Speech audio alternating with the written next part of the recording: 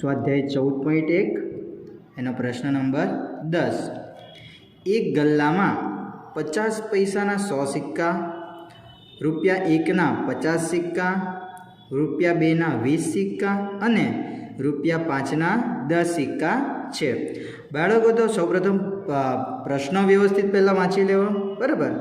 હવે આ ગલ્લાને ઊંધો કરવામાં આવે ત્યારે એમાંથી કોઈ એક સિક્કો બહાર પડે છે, તે સમસંભાવી હોય તો સિક્કો પહેલી ઘટના છે 50 પૈસાનો સિક્કો હશે, ₹5નો સિક્કો નહીં હોય, તેની સંભાવના કેટલી? હવે સિક્કો જે પડે તો કોઈ પણ હોઈ શકે, બરાબર, આપણે ચોક્કસપણે કહી શકતા નથી, બરાબર, એને તો સંભાવના કહેવાય। હવે તો સૌપ્રથમ આમાં આપણી પાસે કયા કયા સિક્કા છે એ આપણે માહિતી લખી નાખીએ, બરાબર। તો 50 પૈસાના સિક્કા કેટલા છે? 100। ₹1ના સિક્કા કેટલા છે? 50। ₹2ના સિક્કા કેટલા છે? 20 અને ₹5ના સિક્કા છે 10। તો કુલ મળીને આપણી પાસે થશે 180 સિક્કા, બરાબર। કુલ વસ્તુ પહેલાં આપણે લખવાની। હવે આપણી પહેલી ઘટના કઈ છે? 50 પૈસાનો સિક્કો હશે, તો એને આપણે ઘટના એ નામ આપીશું। ઘટના એ બરાબર 50 પૈસાનો સિક્કો હશે, તો એની સંભાવના આપણે લખવી હોય P ઓફ A બરાબર, તો ઉપર આપણે શું લખીશું? 50 પૈસાના સિક્કાની સંખ્યા અને છેદમાં આપણે લખીશું કુલ સિક્કા। તો 50 પૈસાના આપણી પાસે સિક્કા કેટલા છે? 100 અને કુલ સિક્કા કેટલા છે? 180। હવે અતિ સંક્ષિપ્ત રૂપ આપીશું એટલે છેદ દૂર કરીશું, તો 0 પહેલાં ઉડી જાય। હવે કેટલા વધ્યા? 10 અને 18। તો 10 કોના ઘડિયામાં આવે? 2 પચામ 10 અને 2 નવામ 18। 2 દૂર કરો તો કેટલા વધે? 5/9। તો આ આપણો જવાબ છે, સંભાવના, બરાબર। કેટલી થાય 50 પૈસાના સિક્કાની સંભાવના? 5/9। ચલો ત્યારબાદ ઘટના બી શું કહે છે? ₹5નો સિક્કો નહીં હોય।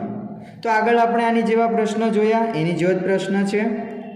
5નો સિક્કો હોવો જોઈએ નહીં, તો સીધી વસ્તુ છે, જો 5નો સિક્કો ન હોય તો કયો સિક્કો હોઈ શકે? 50 પૈસાનો હોઈ શકે, ₹1નો હોઈ શકે કે ₹2? આ ત્રણમાંથી કોઈ પણ એકનો સિક્કો હોઈ શકે, એટલે આપણે આની સંભાવના લખવી હોય તો P ઓફ B બરાબર 50 પૈસાના સિક્કા પ્લસ ₹1નો સિક્કા પ્લસ ₹2ના સિક્કા, ત્રણનો આપણે સરવાળો કરવો પડે અને છેદમાં કુલ સિક્કા। તો 50 પૈસાના આપણી પાસે કેટલા સિક્કા છે? 100 સિક્કા છે। ત્યારબાદ ₹1ના આપણી પાસે કેટલા સિક્કા છે? ₹1ના 50 અને ₹2ના 20। તો આપણી સંભાવના આપણે ગણતરી કરવી હોય તો 100 પ્લસ 50 પ્લસ 20 અને છેદમાં કુલ સિક્કા, કુલ કેટલા છે? 180। ચલો તો ઉપર 3નો આપણે સરવાળો કરીએ તો 100 + 50 150 અને બીજા 20 170 છેદમાં 180।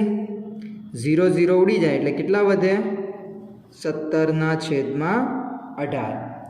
છે ખૂબ જ સહેલો પ્રશ્ન।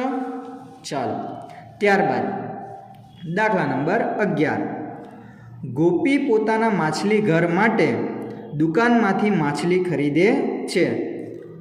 દુકાનદાર મોટી ટાંકીમાંથી યાદચ્છિક રીતે એક માછલી બહાર કાઢે છે। હવે આ ટાંકીમાં 5 નર માછલી અને 8 માદા માછલી છે, તો બહાર કાઢેલ માછલી એ નર માછલી હોય તેની સંભાવના કેટલી? તો સૌપ્રથમ આપણે શું લખીશું કે ભાઈ નર માછલીની સંખ્યા કેટલી? 5 અને માદા માછલીની સંખ્યા કેટલી? 8। તો કુલ માછલી કેટલી થઈ ગઈ? 5 + 8 બરાબર 13। હવે આપણો પ્રશ્ન શું છે? નર માછલી હોય તેને આપણે ઘટના એ વડે દર્શાવીએ। ઘટના એ બરાબર નર માછલી હોય. તેની આપણે સંભાવના લખવી હોય તો પી ઓફ એ બરાબર ઉપર શું લખીશું? નર માછલીની સંખ્યા અને છેદમાં શું લખીશું? કુલ માછલી. તો નર માછલી કેટલી થઈ? 5 અને કુલ માછલી કેટલી થઈ? 13 છે. ખૂબ જ સહેલો પ્રશ્ન. એટલે જવાબ આવશે આપણો 5/13. હવે આ પ્રશ્ન ચોપડીમાં નથી, પણ આ તમને જાતે સોલ્વ કરવા માટે આપું છું. ઘટના બી તમારે ધારવાની છે, માદા માછલી હોય તો આ તમારે જાતે ગણવાનો રહેશે. ચલો ત્યારબાદ આગળ વધીએ. દાખલા નંબર 12. તો શું કીધું છે આ પ્રશ્નમાં આપણને? તકની એક રમતમાં ગોળ ફરતું એક તીર હોય છે. તે 1 2 3 4 5 6 7 8 માંથી કોઈ એક સંખ્યા પાસે નિર્દેશ કરતું અટકે છે. બરાબર. અને આ સમસંભાવી પરિણામો છે. ચલો, એટલે આપણી પાસે ટોટલ 8 આંકડા છે. 1 2 3 4 5 6 7 અને 8. હવે તીર જે છે એ કોઈ પણ એક ઉપર અટકશે. ચાલો, તો આપણે પહેલો પ્રશ્ન છે તે 8 તરફ નિર્દેશ કરે. તેને આપણે શું નામ આપી દઈએ? ઘટના એ બરાબર તે 8 તરફ નિર્દેશ કરે. તો ખૂબ જ સહેલો પ્રશ્ન છે. આપણી પાસે આંકડા કેટલા છે? 8. એમાંથી 8 કેટલી વાર આવે છે? તો એક જ વાર આવે છે. સંભાવનામાં ખાસ ધ્યાન રાખવાનું. આવા પ્રશ્ન આવે તો જે પૂછ્યું છે તે કેટલી વખત આવશે? તો 8 આમાંથી એક જ વાર આવશે. એટલે આપણી સંભાવના થશે પી ઓફ એ બરાબર 1. અને છેદમાં તો કુલ પરિણામ જ આવવાના છે. કુલ સંખ્યા કેટલી છે? 8 છે. તો છેદમાં શું આવશે? 8.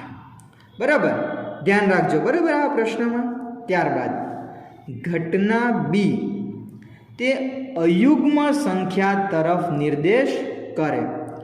તો અયુગ્મ એટલે એકી સંખ્યા.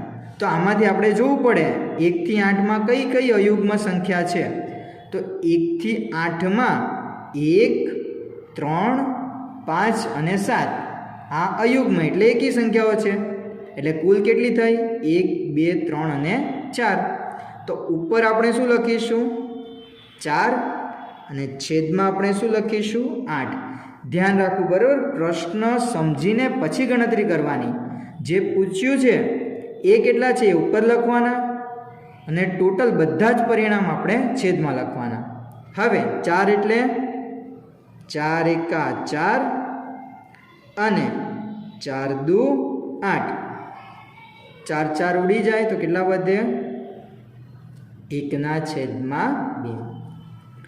ચલો ત્યારબાદ ઘટના સી એટલે ત્રીજો સવાલ આપણને અંદર શું પૂછ્યો છે કે 2 કરતાં મોટી સંખ્યા તરફ નિર્દેશ કરે.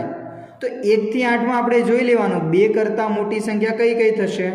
3 4 5 6 7 અને 8. તેને આપણે ગણી લઈએ. કેટલી થઈ?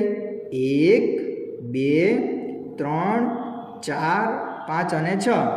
એટલે 1 થી 8માં 2 કરતાં મોટી સંખ્યા કેટલી આવે? 6. તો ઉપર આપણે 6 લખવાના, પણ છેદમાં આપણે કેટલા લખીશું? 8. છેદમાં તો હંમેશા 8 જ આવશે કુલ પરિણામ. બરાબર. ચાલો, હવે 6 એટલે 2 તાલી 6 અને 2 ચોક 8. 2 દૂર થઈ જાય તો કેટલા વધે? 3/4. છે. ખૂબ જ સહેલો પ્રશ્ન. ચાલો હવે ચોથી ઘટના છે, છેલ્લો પ્રશ્ન. ઘટના ડી બરાબર 9 કરતાં નાની સંખ્યા તરફ નિર્દેશ કરે. તો બાળકો ધ્યાનથી જુઓ, 1 થી 8માં બધી 9 કરતાં નાની જ સંખ્યાઓ છે. બરાબર, એટલે કોઈ પણ સંખ્યા આવવાની છે એ 9 કરતાં નાની જ આવવાની છે. એટલે આ એક પ્રકારે ચોક્કસ ઘટના પણ કહી શકીએ. એને આપણે ડાયરેક્ટ સંભાવના 1 લખવી હોય તો પણ લખાય. પણ જો આપણે ગણતરીની રીતે લખીએ તો 9 કરતાં નાની સંખ્યા કેટલી થઈ? 8 થઈ ને. અને કુલ સંખ્યા પણ કેટલી છે? 8. તો છેદ આપણે દૂર કરીએ. 8 એકા 8 એટલે આનો જવાબ કેટલો આવશે 1, કારણ કે આ ચોક્કસ ઘટના છે. બરાબર.